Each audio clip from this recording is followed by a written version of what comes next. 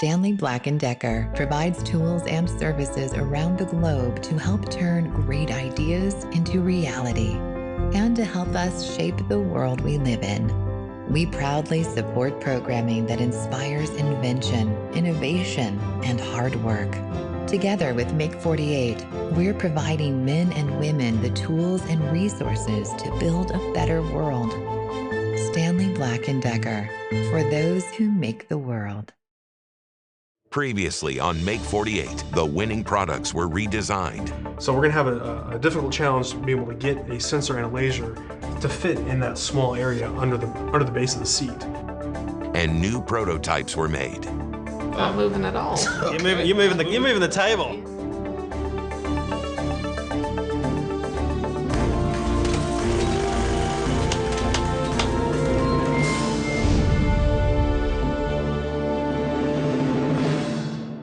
So now we've got the 3 products, we've got their first round of prototypes, they're all looking good, but now we need the opinions of our mentors. We're going to go to present the 3 products and show them and just get their opinion, because they're some of the very few people that have actually done it and gone through themselves. They've all been through the heartache of prototyping themselves right through to making really good money with their products. I'm looking forward to meeting them and getting their feedback, and we're going to make some more adjustments, we know that, and their opinions are going to be big for this next stage. So I wanted to show you first place chop guide. This is the prototype that won. Obviously, remember I had a knife in the end, and we were all against the knife, so we removed the knife. We had the detachable plates, different colors. We have the steel lugs.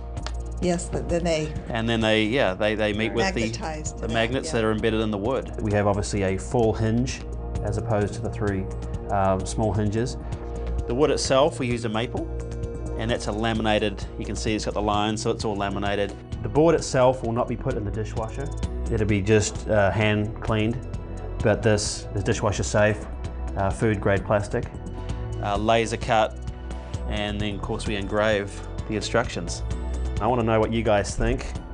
You know, the key to this product is it's going to be a high quality product, American made. How are we going to sell that to the consumer and try to hit the price points and margins? My first impressions is that it's beautiful, right? I could see this being in on a Williams-Sonoma shelf, something that Martha Stewart would pull out when she's trying to explain the different cuts or something, right?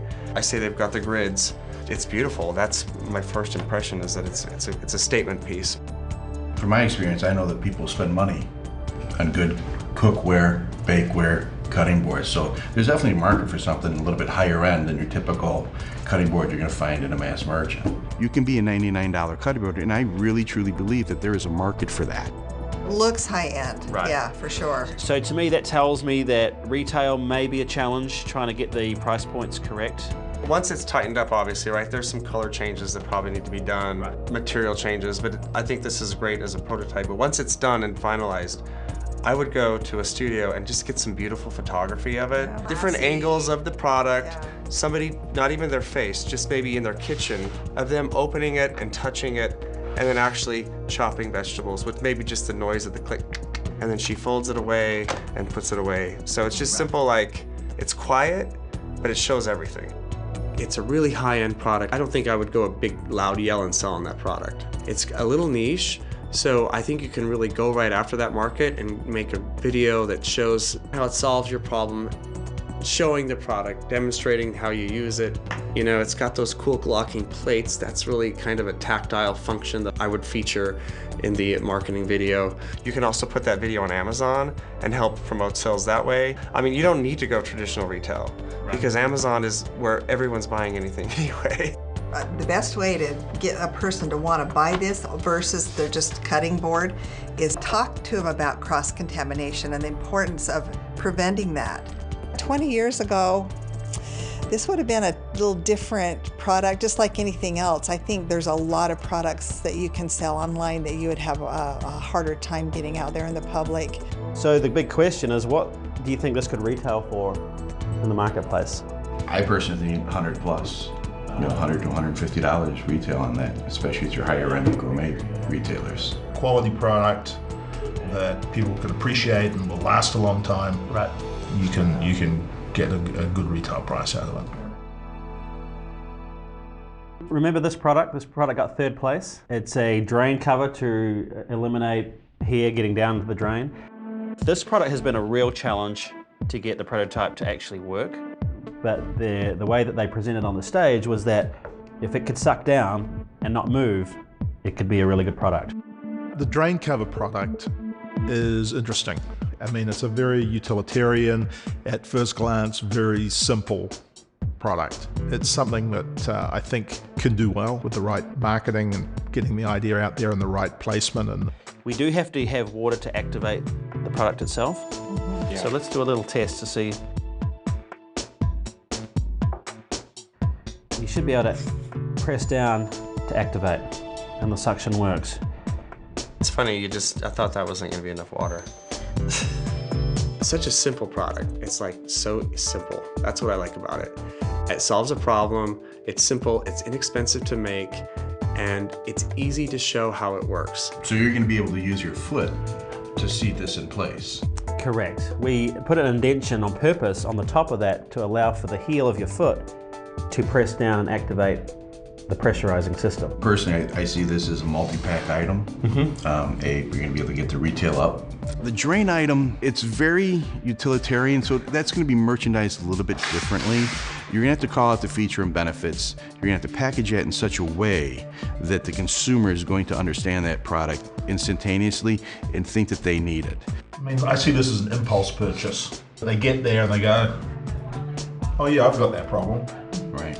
Maybe I'll pick this up. You know, you definitely want to merchandise it in the plumbing aisle, because as I go in there to buy the chemicals and buy the things you push down there, the snakes, to get my daughter's hair out of there, I see this next to those. Well, this is going to solve that problem. 2nd place, the Whiz Bang. Yes, of course I remember this one. Bit of a crowd favorite. This is one that's right up your alley, right? Right. A boys' pee-pee training device. So this product has been a real challenge to prototype and get ready for mass market. They're a competition piece that went underneath the seat, just like so. However, there's not enough room in here for all the technology and have enough space in here to fit it all into one component. The challenge with this product is that when the seat is down, it turns off. It has a tilt switch in there, so it knows not to activate. When you lift up the lid, it still will not work because you don't know if it's a boy or a girl using the product. It's going to make a big difference. You don't want the boys to start going. You do not want the boys to start peeing when the seat is down because they're going to dribble on the seat. You're training them all wrong. So what happens is they're putting a sensor out the side of the product. When the lid comes up, the sensor will hit the seat and understand that the seat is up, meaning a boy is using the product. The product will have the laser shooting down, and then about a 3-inch radius around the laser, it'll then activate the song, providing they hit the target. The one I relate to the most is the Whiz Bang. Being a mom, having boys, I just see that being one that's really pretty easy to market. If you get that out to your mommy bloggers, you get that out into the main stores that are related to kids, people are going to pick up on it. I'm glad to see that they were actually able to add some improvements, because the prototype was just an idea, right? There's no 48-hour prototype. Yeah, and now that it's a full-fledged product, you see with the all the bells and whistles, and it's actually user-friendly. There's so much fun that you guys can have with this.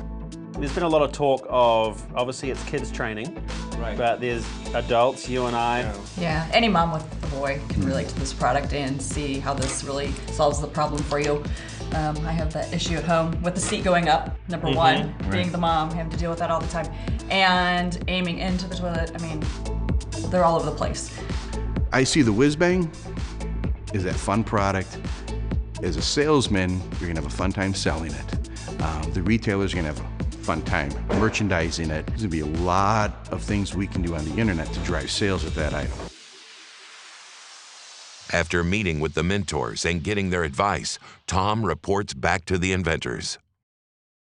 So we've got the Whiz Bang, 2nd place. Obviously, very fun product, targeted for boys to pee straight, but when it comes to marketing, we want to expand on that. I know you guys are concerned a little bit on the size, but to me, when you're going to market a product like this, You want to make a statement in the toilet, in the bathroom. When the friends are over or your buddies' kids are using it, you want to say, what's that big, cool-looking thing in the toilet, right? What was your computer mouse on the back of the toilet? That's exactly right. Yeah. Dad, what's going on? As a marketing and a word-of-mouth standpoint, I think it's bigger the better for this type of product. Well, I mean, that's an interesting marketing angle, isn't it? Right, yeah, and you can do, Size private label. Because the Whiz-Bang has this great face on the top there for marketing. And we can interchange the colors, but this is a perfect product to license. You're talking theme parks, colleges, cartoon characters and all that. To have a product brought to market is kind of a surreal feeling. It was always our hope coming into the Make48. That's always the goal, but didn't think it would actually happen, I think. So when it's becoming more and more of a reality, I don't know if it's quite set in yet. So superheroes or water parks. Yeah, absolutely. Yeah, water parks. Restaurants. I can see these in restaurants, because it's going to solve a big problem. People are going to want to use it. You're going to sell this space. You can sell that space. Only Tom could get a company to license a product on the back of a toilet. I'll do my best. As we've traveled around with this product, we had a great response, but one thing we did notice is that a lot of people wanted to use it for the older kids, the older men, dads. There's more fun for dads to use this product than the kids. Naturally, we don't want to limit this thing to just toilet training, so the toilet aiming category, I think, would be a really good feature. The idea really evolved from the challenge of a household innovative product. We drifted pretty quick towards this idea of solving, the many boys we have between the three families of ours initially, but then, a possibility for public restrooms, sporting events, different venues like that, a lot of marketing options, different color schemes, different logos. And that way we can market to the 3 to 93-year-olds, and then you really open up that market. So much larger market than just training. Absolutely. It's and it's a quality product. Don't get me wrong. The training is going to be vital. The mums are going to love it for the training aspect. But as a product going to market, we need to really open up the floodgates to who can buy it and the potential. Because the Walmarts of the world and Targets and that, they don't want to focus on too small. We have to really open up that market. I think that process really mirrors what we were going through when we were developing this, because we initially had developed it because of our boys and their inability to aim or lack of motivation to do so. But we didn't end there. I mean, for us, it seemed like a really fun product or a fun opportunity, to kind of make a game out of the toilet. So that's exactly where we were going with it, and I think that's fantastic. Oh, I think guys of all ages are going to love this thing. I mean, seriously, who wouldn't want to do that? Really? You think about it. Yeah. This process, I think, has been really energizing for our group, for our team, because it's given us a success, and to watch the product develop, from our initial idea to a working prototype, a working model. It's given us a lot of motivation to continue. Two of the most important things right now in the invention process that any inventor has to have if they're going to deliver their product to the public: you got to have a sales sheet, you got to have a video. Video is everything right now. It conveys the story of that product. It shows what it is, how it works, presents those problems, and then presents that idea as a solution. An important thing to think about with video is making sure that you tell a good story, but you tell it succinctly and you tell it in an engaging way. Toomey and Sadie came up with a great idea and did a great job conveying that idea, certainly at the competition. But now we move on to try and convey that through video. Toomey, Sadie, okay, now the fun begins. It's time to create your product video. The video in total should be about 1 minute to 2 minutes. We don't want to go too long on this, and we definitely want to make the first 30 seconds very impactful. We've got to grab that viewer. This is your opportunity to connect the viewer with a common problem or problems, right? And then, of course, to present your solution and how it solves those problems. Easily, effectively, affordably, right? Makes it a no-brainer of a solution. I've got to have it right now. I'm gonna start off by presenting those problems, those pain points. Now, in your video, what were the pain points you presented at Make48? So some of the biggest pain points were having to pour those dangerous chemicals down the drain to unclog your drains. It's just a really messy process, really unenvironmentally friendly. The cost of having plumbers come to your house, snaking the drains, or having to tear apart your plumbing because of all this little debris getting down there constantly. And really, we had this issue actually a few months ago of like just standing water, and it's just unsightly, it's just dirty. So we want to identify those problems, do that with maybe some dramatic flair. Yeah, right? As you did in your almost video, like a mini horror movie or something. Right, exactly. Really Black and white, very yeah. scary, exaggerated faces, the drama of it all, right? Yeah, the frustration. So maybe we show those in a black and white form, right? Okay. And show how they're adversely affecting your everyday life, right? Those clogs. We have a solution, and your solution is the drain cover. Drain cover. I say drain cover because I think there's a new name in play, is that right? Changing of the names away from Drain Hero has been a little tough. I mean, we still call it the Drain Hero, that's kind of what it is to us. And now working in product management, I now see how often the name that's been used in development is almost never the name that actually is used in launch. So one name that we've been bouncing around was a heel seal. So you can imagine using your heel to like place that down on a drain cover and actually using that to support it and actually create the suction around the drain. And it gives you the ability to maybe even have like a fun little character or something down the line, like an actual seal or something on packaging or something like that. Any others? We were thinking, I mean, it kind of looks like a UFO. That's something we've been bouncing around too. Yeah, no, I like it. We could have a shot of this like flying over, you know, it comes down, right? Attacks the drain, right? You know, attacks all the hair to the. I love that idea. I think it's hilarious. I think it brings in humor. The day the drain stood still, right? We come in and we bring this in. I like it. The one thing we want to make sure that we don't do is oversell this and promise things that you can't deliver, right? As you know, in a lot of the infomercials that you've seen, you know, and other product videos, a lot of times they will tell you that it is a cure-all. It promises the world. Promises the world, and often fails to deliver the world, which is a pretty big ask, if you know, right? So we'll show the benefits, and again, maybe come back to that problem shot. Quickly kind of bullet where it's applied. Basically, we're going to then at the end of the video remind them, right, that this is what it does. And again, it's the amazing new drain cover, and contact us today for more information. And then we're out. So it's a pretty simple format we're going to follow. And after that minute and a half to 2 minutes, they should feel like they want a million of these. Tell me more, right? Okay. After brainstorming with Marquee Design, Kurt gets to work on the heel seal video. Toomey and Sadie had some great ideas of their own, incorporated that with some of the things that we know were tried and true that work time in and time out. There's a sense of humor that they thought was very important. That certainly grabs the attention of an audience. And then I think we did a really good job of simply conveying the problems that people connect with and how the heel seal solves that. The biggest challenge with the video was that it's a product that maybe doesn't have an enormous amount of sizzle right out of the gate, but it's a problem that everyone has. That took this product that maybe didn't fly off the page and make it look like it was something that people had to have interest in, that they needed, they would get excited about. I like the general structure of where we're heading with not the infomercial feel, but just the structure of you start with your few problems, you hit them quickly with the solution, and you get a little bit more in depth afterwards. My name is Catherine Roberts. I'm the Director of Video Production at Make48. Today we are shooting a video for the Chop Guide.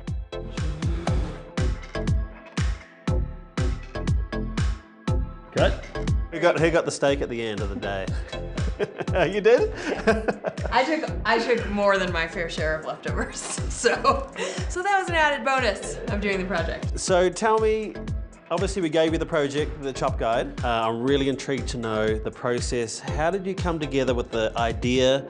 How many people involved? Tell me about the process. We gave you the product. What did you do next? So here at Make48, we have a very extensive pre-production process. We focus quite a bit on the discovery phase. So we really, really want to know everything about the product, everything about the target audience, and explore every way that we can promote it as effectively as possible, right? So we started the discovery with a brainstorm. We start every discovery here at Make48 with a brainstorm. We get everybody in the company together and sit in a room, and we all talk about what is the product that we're promoting and what are the most fun ideas that we can come up with for video. We do a lot of exploration of other videos. Right. So we're constantly online watching, consuming media. We're avid consumers of media. So we watched a bunch of aspirational videos that we liked and used those to inspire us to set the tone and tenor of your video. Rob, in those strategy meetings at the beginning, you got a lot of different people. Tell me about what you have to decide on. What's your position as DP for the company? So after hearing what, the ideas that everyone has, you kind of have to filter and see, what's doable and what's interesting too. And so when we decided to go with this more aspirational look and feel for the video, the next step was, how do we achieve that look? And so looking at the commercials and really breaking them down, figuring out what their lighting setups were, how they achieve these high frame rate type of shots, that's when I start building my crew actually based off of that, and then they help me figure out how we can achieve this type of look. We had a really good couple of preparatory meetings with our food stylist, and she reviewed, here are the items we're gonna bring to the shoot. Food shoots are really interesting because you have to get a lot of food, right? Because you have to do multiple takes. So you're getting 3 whole chickens and 5 cuts of steak and pounds of onions and mushrooms and peppers and all those things, that you never would think about for just a 1-minute video, right? So we use Carbon 8 out of Denver, Colorado to make a 60-second video on how to promote the product, how to highlight it, a commercial we can use on social media and emails, etc., etc. So we want to see what you guys think. What do you need to be a great cook? It's all in the details. Exact, accurate, consistent.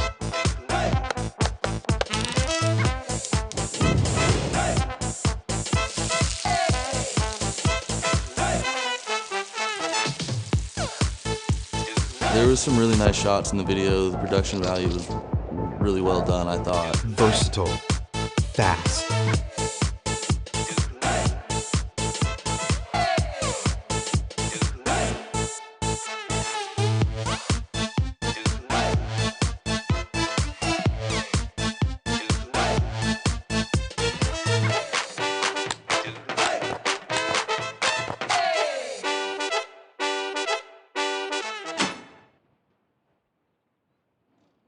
You don't have to be a chef to cook like one. Chop Guide. Prep precisely. So what do you think of their video? I'm really excited how they introduced like a normal non-chef person to show that it's not just for professional people. I didn't know what to expect with the video, but it kind of exceeded my expectations. Right. It can be, but it's more for the original non-chef person. Yeah, they've gone to a lot of work. The quality looks amazing. It does, Yeah. definitely. I like the slow-mo shots. Me Yeah, the too. slow-mo looks good. And just like the ease of pulling it off the board and putting it into the dishwasher. How that to was clean really it, great. take care of it. Yeah. Clint, you love to be in the kitchen. What do you think?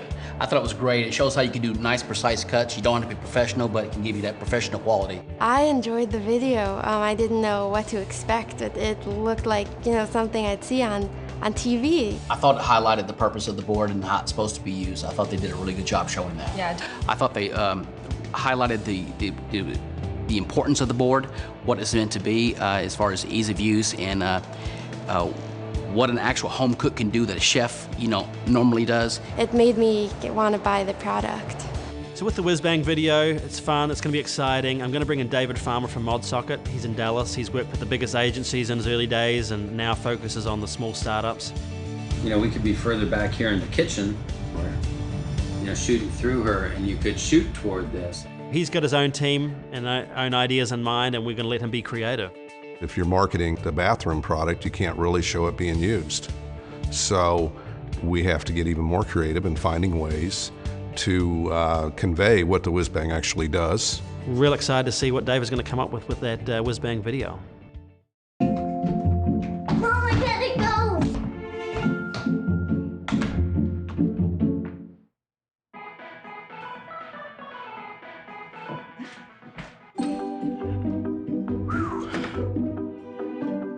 Hey. Nature calls.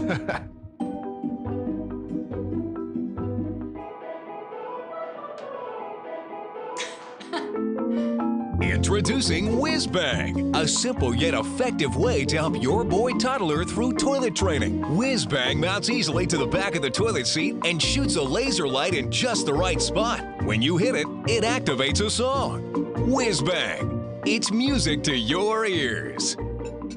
Hey, has anybody seen the cat? That's my boy, Whiskers. On the next Make48, the teams get advice from crowdfunding experts. It's a great product, but I think creating a story to get people excited will be very challenging.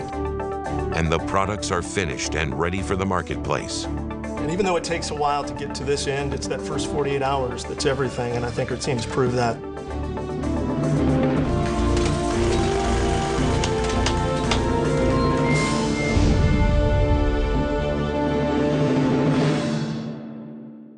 Stanley Black & Decker provides tools and services around the globe to help turn great ideas into reality and to help us shape the world we live in. We proudly support programming that inspires invention, innovation, and hard work. Together with Make48, we're providing men and women the tools and resources to build a better world. Stanley Black & Decker, for those who make the world. To learn more about the invention process and to get to know the teams, visit Make48.com.